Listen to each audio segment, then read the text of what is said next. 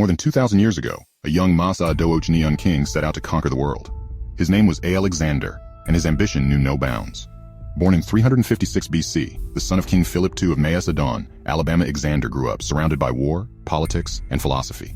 He was taught by Aristotle, learning not only the art of war but also the power of ideas. From the very beginning, he believed he was destined for greatness. When his father was killed, Alexander inherited the throne at just 20 years old. Many doubted him, but he quickly crushed rebellions across Greece, showing everyone who was boss. Soon, his eyes turned east, towards the mighty Persian Empire.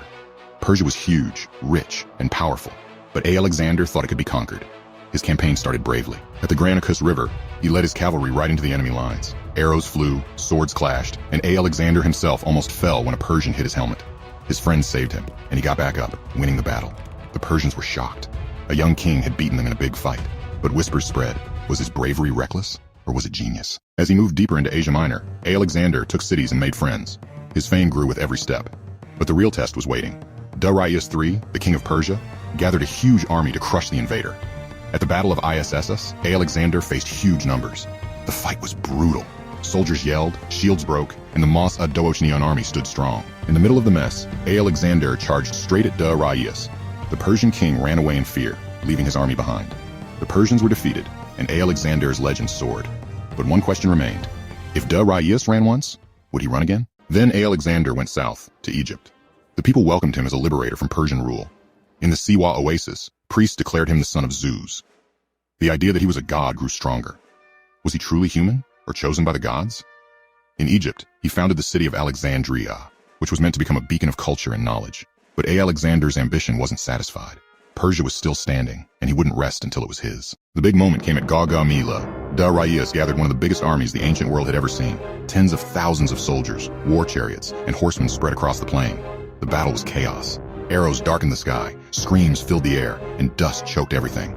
But Alexander's plan was brilliant. He pretended to be weak, drew the Persians out of position, and then struck with precision. His horsemen broke through the center, and Darius ran away again. Persia fell apart.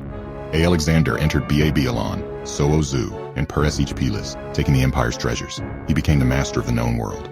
But conquering makes you hungry for more. Where would he go next? Alexander's ambition pushed him even further east. Through mountains, rivers, and deserts, he went into lands no Greek army had ever seen. In India, he faced King Porus at the Hydaspes River. The battle was special. War elephants thundered across the field, scaring the Macedonian soldiers. Screams filled the air as they were crushed under the feet of those giant beasts. But Alexander adapted.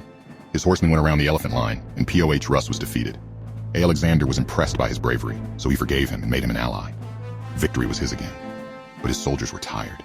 Years of marching, constant battles, and strange lands had broken their spirit. On the banks of the Hydaspes River, they refused to go on. Alexander was angry, but he couldn't force them. His dream of reaching the ends of the earth was crushed.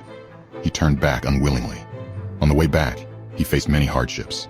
Deserts that killed thousands, rivers that swallowed men, and rebellions that tested his will.